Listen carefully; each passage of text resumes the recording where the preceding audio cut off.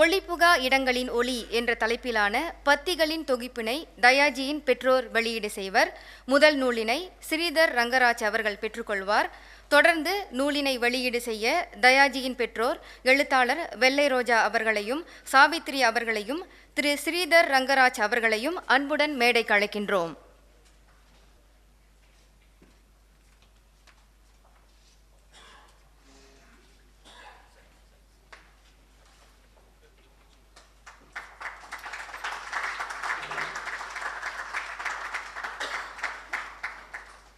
ஸ்ரீதர் ரங்கராஜ் மதுரையில் தமிழ் விரிவுரையாளராக பணியாற்றிய அனுபவமிக்கவர். இவரின் கதை, கவிதை மொழிபெயர்ப்புகள் பல இதழ்களில் வெளிவந்துள்ளன. தற்போது ஒரு மொழிபெயர்ப்பு நாவலும் ஒரு சிறுகதை தொகுப்பும் வெளிவர உள்ளது. ஆங்கிலத்திலிருந்து தமிழுக்கும், தமிழிலிருந்து ஆங்கிலத்திற்கும் மொழிபெயர்ப்பு செய்வதில் ஆளுமை கொண்டவர். தொடர்ந்து நூல் குறித்த விமர்சன உரை வழங்க ஸ்ரீதர் ரங்கராஜ் அவர்களை அன்புடன் மேடைக்கு அழைக்கின்றோம். நண்பர்களே, இந்த பொழுதில் உங்கள் அனைவரையும் சந்திப்பதிலும் உங்களோடு எழுத்து குறித்த கருத்துக்களை பரிமாறிக்கொள்வதிலும் மகிழ்ச்சி. வானொலி அறிவிப்பாளர், எழுத்தாளர், பேச்சாளர் தயாஜி அவர்கள் எழுதிய ஒளிப்புகா இடங்களின் ஒலி நல்ல கவித்துவமான தலைப்பு. வல்லினம் இணைய இதழில் அவர் தொடர்ந்து எழுதி வந்த பத்திகளில் சிறந்தவற்றை தொகுத்து புத்தகமாக்கி இருக்கிறார்கள். இது அவருடைய முதல் புத்தகம். பொதுவாக முதல் முயற்சி என்கிற போது அதன் குறைகளை பெரிதுபடுத்தாமல் பாராட்டுவதே வழக்கம் என்றாலும், இவர் எழுத்துக்கு புதியவர் அல்ல என்பதாலும் விமர்சனங்களை வரவேற்பவர் என்பதாலும் அது குறித்து சில விஷயங்கள் பேசலாம் என்று நினைக்கிறேன். பத்தி எழுத்துக்களை நானும் விரும்பி படிப்பவன்தான். காரணம், அது சுருக்கமாக மற்றும் சுவாரஸ்யமாக ஒரு விஷயத்தை சொல்கிறது. இன்று பத்திரிகைகளில் கட்டுரை என்று குறிப்பிடப்படுபவற்றில் பெரும்பாலானவை பத்திகள்தான். ஆனால் அதை பத்தி என்று குறிப்பிட மாட்டார்கள். அப்படி சொல்வதற்கு ஏன் தயங்குகிறார்கள் என்று தெரியவில்லை. கட்டுரையாளர் என்று சொல்லிக்கொள்வதில் இருக்கும் மரியாதை பத்தி எழுத்தாளர் என்று சொல்வதில் இல்லை என்று நினைக்கிறார்களோ என்னவோ. ஏனெனில் கட்டுரையை என்பது ஒரு நீண்ட பக்க வரைவுகள் கொண்டது. பத்தி என்பது மிக குறைவான பக்கங்களையே கொண்டது. சொல்லப்போனால் பத்தி எழுதுவதற்குத்தான் அதிக திறமை வேண்டும் என்று நான் நினைக்கிறேன். ஆகவே அது என்னவென்று தெரிந்தவர்கள் தம்மை பெருமையாகத்தான் சொல்லிக் கொள்வார்கள். ஆங்கிலத்தில் காலம்னிஸ்ட் என்று சொல்வது இழிவானது அல்ல. ஆனால் தமிழ் இலக்கிய சூழலில் யாரையாவது நீங்கள் பத்தி எழுத்தாளர் என்று சொன்னால் அதை அவர்கள் விரும்புவதில்லை. எழுத்தாளர் அல்லது கட்டுரையாளர் என்று திருத்துவார்கள், அல்லது குறைந்தபட்சம் இன்னாருடைய நான் ஃபிக்ஷன் ரைட்டிங் என்று சொல்வார்கள். இந்த புத்தகத்துக்கான முன்னுரை எழுதும்போது இந்த பத்தி எழுத்து என்பது என்ன, அதற்கு இலக்கணம், வரைமுறை என்று ஏதாவது உண்டா என சிறிது ஆராய்ச்சியில் இறங்க வேண்டியதாயிற்று. அந்த வகையில் இதன் வரலாறு 1920களில் தொடங்குவதை அறிய முடிந்தது. இன்றைக்கு பத்தி எழுத்து என்கிற இந்த எழுத்து வகை ஊடக உலகில் மிக முக்கியமான அரசியல் மற்றும் சமுதாய விஷயங்களை பேசுகிற, குரல் கொடுக்கிற எழுத்தாக உலகெங்கும் மாறியுள்ளது. பத்திகள் எழுத்தாகத்தான் இருக்க வேண்டும் என்பதில்லை. வானொலி, தொலைக்காட்சி போன்ற ஊடகங்களிலும் பத்திகள் உண்டு என்கிற நிலைக்கு முன்னேறியுள்ளது. மேலை நாடுகளில் பத்தி எழுதுபவர்களை காலம்னிஸ்ட் என்பார்கள். அவர்களை advice columnist, critic, editorial opinion columnist, gossip columnist, humour columnist, food columnist என்று பிரிப்பது வழக்கம். இந்த அட்வைஸ் காலம்னிஸ்ட் என்பது கேள்வி பதில்களாக சமகால வாழ்வில் உண்டாகும் உளவியல் பிரச்சனைகளுக்கு தீர்வு சொல்பவர்கள். அமெரிக்கா, இங்கிலாந்து போன்ற நாடுகளில் இது பிரசித்தமான ஒரு எழுத்து முறை. உங்களுக்கு இருக்கக்கூடிய பிரச்சனையை நீங்கள் கடிதமாக அவர்களுக்கு எழுதினால் தீர்வு சொல்வார்கள். கிரிட்டிக் என்பவர்கள் விமர்சகர்கள். கலை, இலக்கியம், கட்டுமானம், உணவு போன்ற துறைகளில் விமர்சிப்பவர்கள். எடிட்டோரியல் ஒப்பீனியன் காலம்னிஸ்ட் என்பவர்கள் சமகால அரசியல், சமூக நிகழ்வுகளை பற்றிய விமர்சனம் அடங்கிய பத்திரிகை தலையங்கம் எழுதுபவர்கள். காசிப் காலம்னிஸ்ட் பிரபலங்களை பற்றி அவர்களது படைப்புகள் குறித்த விமர்சனங்களை பெயர் குறிப்பிடாமல் எழுதுபவர்கள், கிசு. ஹியூமர் காலம்னிஸ்ட் சமகால நிகழ்வுகளை, அரசியலை, நபர்களை பகடியாக விமர்சிப்பது. இதில் நகைச்சுவை ஒரு முக்கியமான அங்கமாக இருக்கும். ஃபுட் காலம்னிஸ்ட் உணவகங்கள், உணவு முறைகள் குறித்த எழுத்து. இது போக இன்று பங்கு வர்த்தகம் மற்றும் அதன் போக்கு குறித்த பத்திகளும் வெளிவருகின்றன.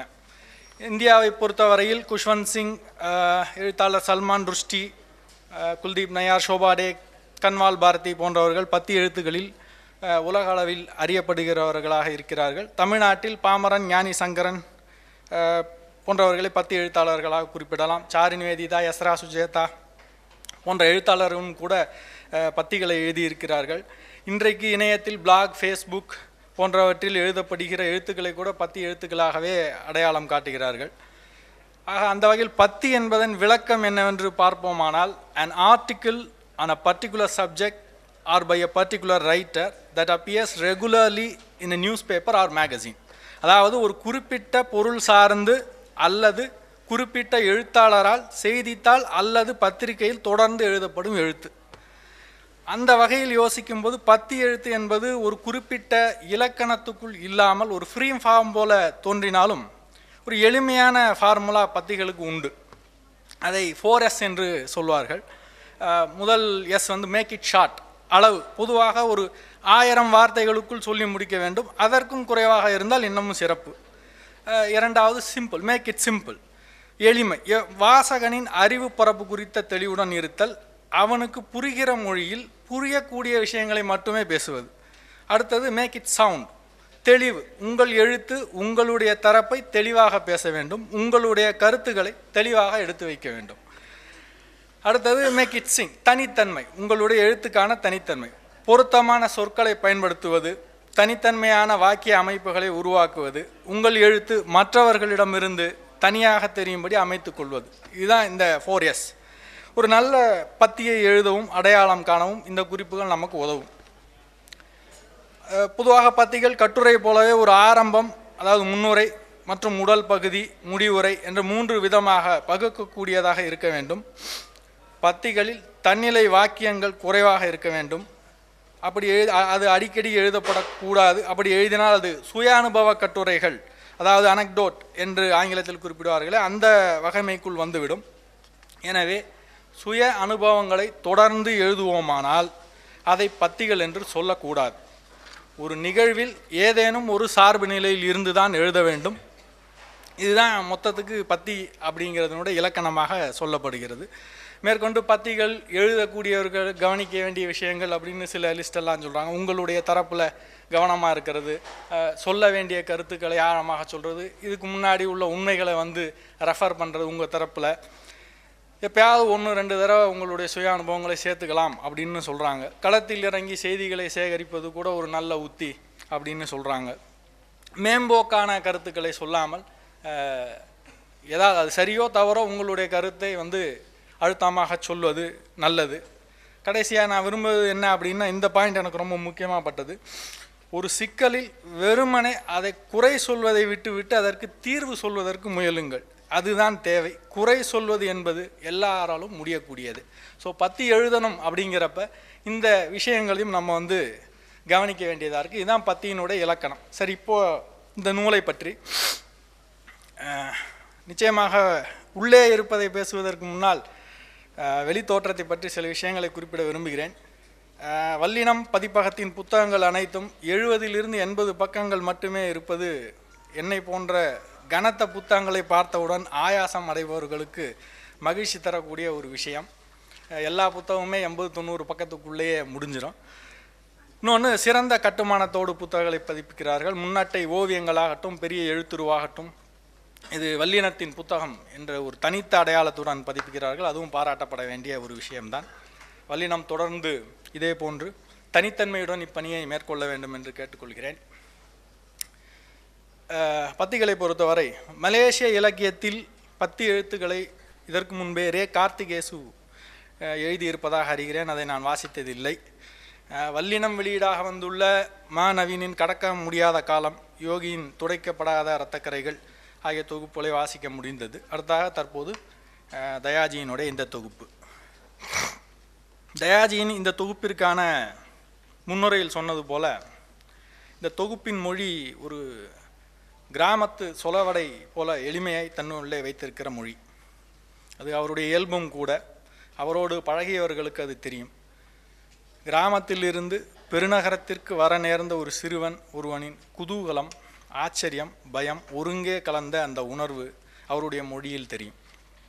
கூடவே ஒரு மெல்லிய அங்கதமும் அவருடைய மொழியில் இழையோடி இருப்பது தனி சிறப்பு. நகரத்திற்கு வந்து இத்தனை வருடங்களாகியும் இந்நகரத்தோடு பல தளங்களில் தொழிற்பட்டும் தயாஜி தன்னுள் இருக்கும் அந்த சிறுவனை இன்னமும் தொலைக்காமல் இருப்பதை அவருடைய அனுபவங்களை அவர் விவரிக்கும் போது தெரிந்து கொள்ள முடிகிறது. அவருடைய எழுத்துக்களை வாசிக்கையில் முதல் ஈர்ப்பு இதுவாகத்தான் இருக்கும். வெள்ளந்தியான மனதுடன், அதாவது வெகுளித்தனமாக கேட்கப்படும் எளிமையான கேள்விகளே எப்போதும் பதிலளிக்க முடியாத கேள்விகளாகவும் இருக்கும்.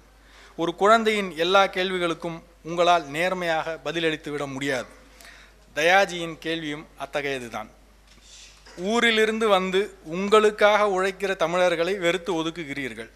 ஆனால் ஊரில் இருக்கிற உங்களுக்காக எதுவுமே செய்யாத நடிகர்களை மட்டும் உறவென்று கொண்டாடுகிறீர்களே ஏன்?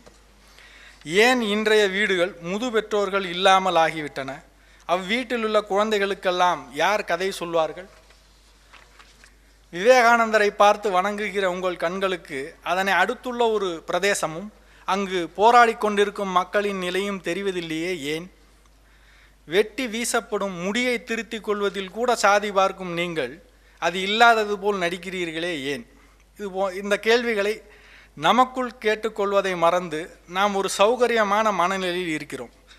அவர் அதை ஞாபகப்படுத்தும் விதமும் அதில் இருக்கும் நியாயமும் நமக்கு சற்று எரிச்சலூட்டும் என்றாலும் அவை கேட்கப்பட வேண்டிய கேள்விகள்தான்.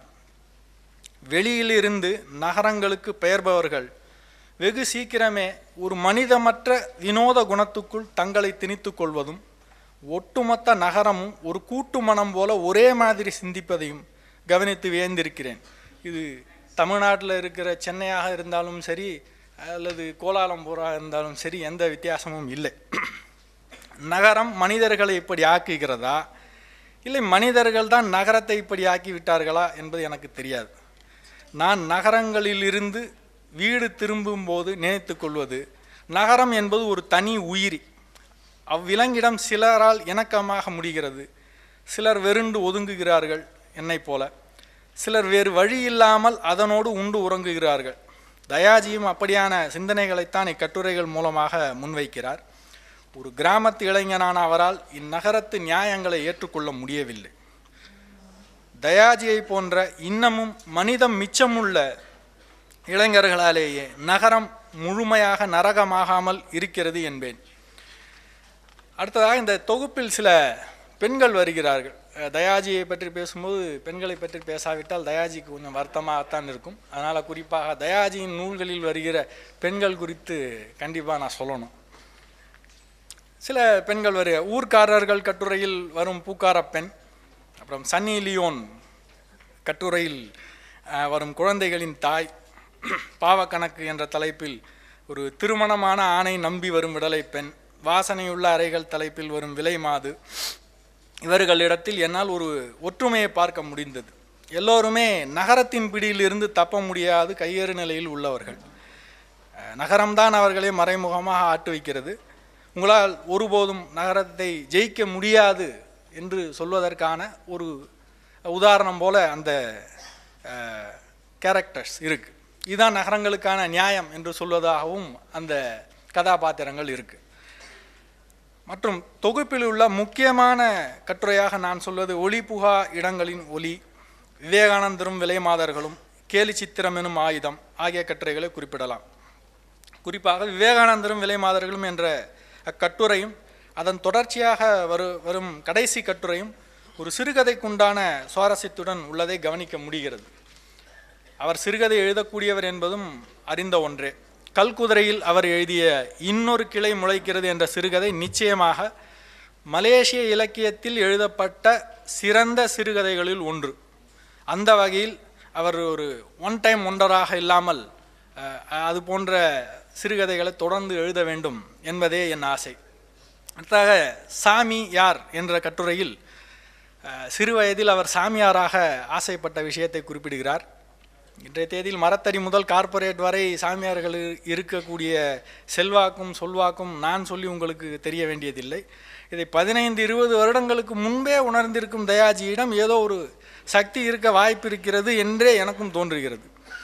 எனக்கு எப்போது அதிர்ஷ்டம் அடிக்கும் என்று தெரிந்து கொள்ள எனக்கும் ஆசைதான்.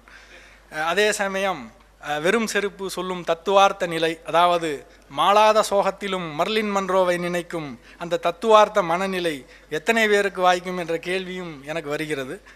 துறவரம் மேற்கொள்வதற்கான அடிப்படை தகுதி இதன் மூலம் அவரிடம் வந்து விட்டது என்று தான் சொல்ல வேண்டும். தொகுப்பில் குறை அப்படின்னு எதுவும் சொல்கிற மாதிரி எதுவும் இல்லை. பொதுவாக முதல் முயற்சின்றதுனால நான் குறை சொல்லக்கூடாதுன்னு அப்படி நினைக்கல. நல்ல ஒரு நிறைவான தொகுப்பாகத்தான் இது எனக்கு பட்டது. இருந்தாலும் சில இடங்களில், வெகு சில இடங்களில் தயாஜியின் எளிமையான மொழி ஒரு போதாமையாக இருந்தது, அவருக்கு கை கொடுக்கல.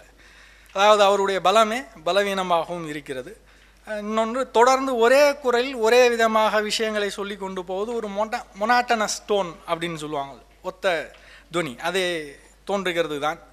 குறிப்பாக பனை இலை, அந்த சாதி மயிர், கலீல் ஜிப்ரான் போன்ற கட்டுரைகளில் அது தெரியும். ஆனால் நிச்சயமாக அடுத்த தொகுப்பில் அது மாறும் என்பதும் எனக்கு தெரியும்.